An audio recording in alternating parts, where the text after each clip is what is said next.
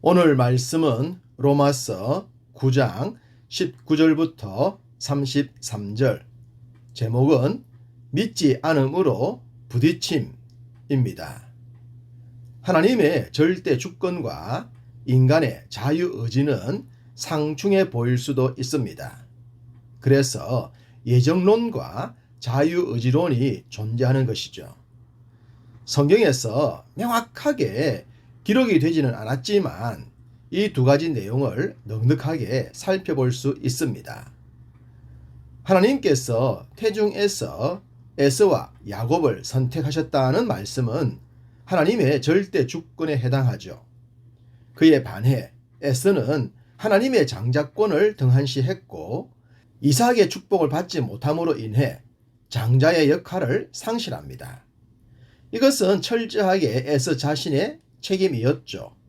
자신의 의지로 그런 삶을 선택했다는 것입니다. 이렇게 각자의 주장에 다 일리가 있지만 그렇다고 해서 인간의 자유의지, 즉 인간의 결정이 창조주 하나님의 주권을 뛰어넘을 수는 없습니다. 만약 그렇게 된다면 인간은 피조물이 아니라 창조주가 되기 때문입니다. 또한 세상의 많은 가르침 중에서 포스트 모더니즘, 즉 종교 다원주의가 이런 주장을 합니다. 이런 것들은 범죄한 인생들이 자신의 잘못을 합리화시키기 위한 흐름들이죠. 동성연애도 동일합니다. 하나님의 창조 질서가 아닌 사람의 선택을 중요시하기 때문입니다. 바울도 이런 흐름을 알기에 이렇게 말합니다. 20절, 이 사람아, 내가 누구이기에 감히 하나님께 반문하느냐? 지음을 받은 물건이 지은 자에게 어찌 나를 이같이 만들었느냐 말하겠느냐? 창조주와 피조물의 관계를 잊지 말라는 겁니다.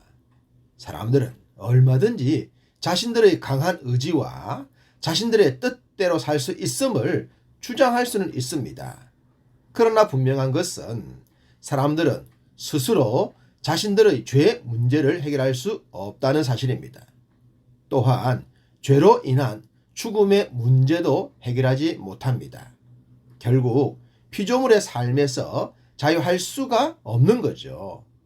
손바닥으로 하늘을 가리듯 창조주 하나님을 외면하고 부인하지만 인생은 근본적으로 자신의 존재를 압니다. 즉 피조물은 창조주를 넘을 수 없다는 사실 말입니다.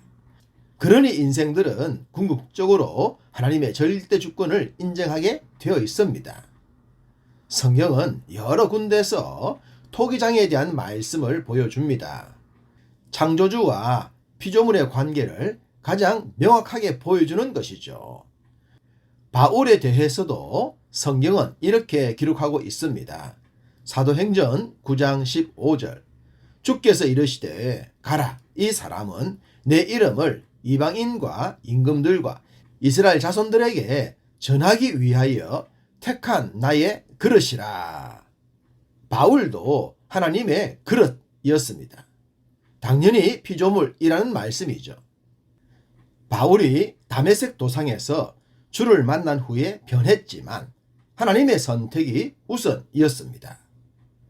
하나님의 절대 주권이 바울에게 임했었고 바울은 그 뜻에 합당한 선택을 했던 것입니다. 이런 삶이 하나님의 주권에 붙들린 삶이죠. 사회적인 환경에 의해 동성애에 빠질 상황에 놓였더라도 그것을 이겨내어야 할 책임이 자신에게 있는 것입니다. 하나님의 말씀을 부인하고 자신이 선택한 삶을 합리화하는 것은 전형적인 죄인들의 모습입니다. 하나님의 절대 주권을 부인하는 행위인 것이죠. 바울은 자신이 유대인 중에 유대인이었지만 하나님의 부르심에 순종을 했습니다.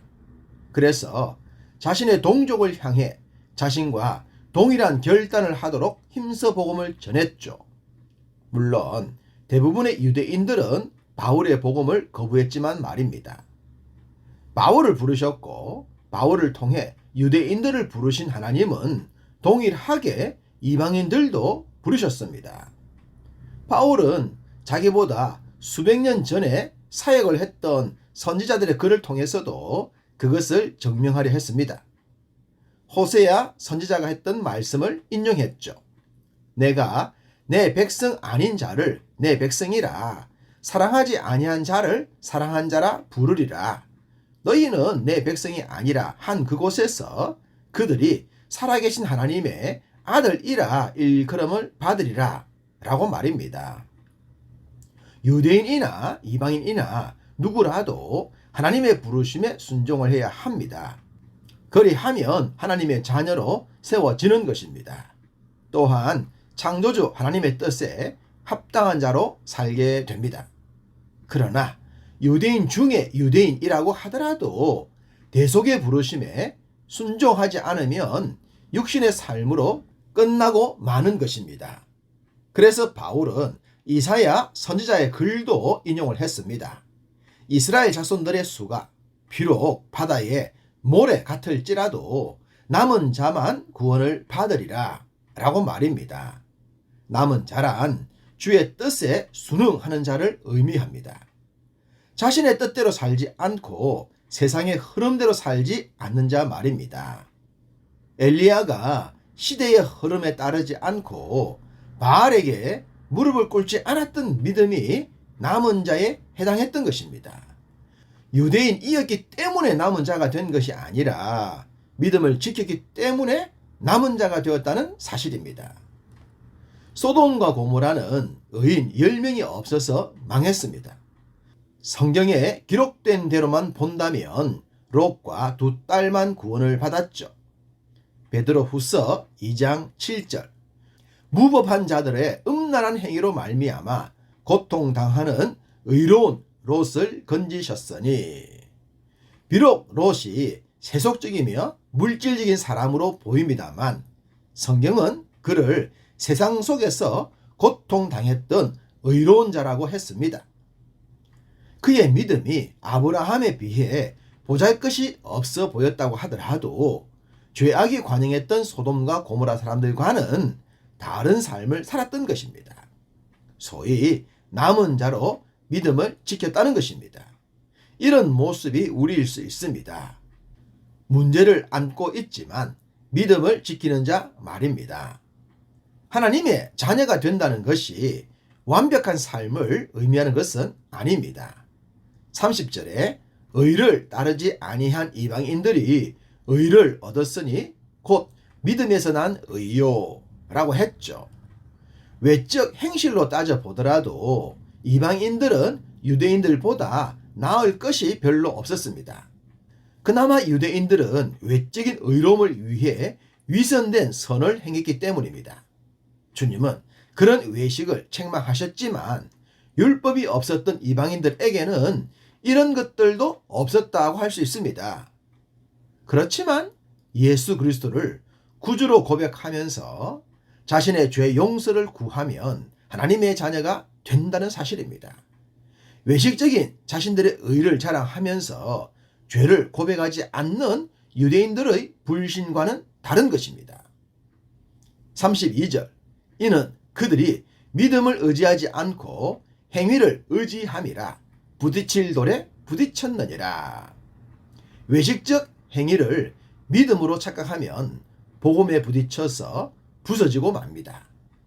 믿음이 없어도 자신의 착한 행실과 의로운 삶으로 얼마든지 선을 이룰 수 있다고 주장하는 자들이 있습니다.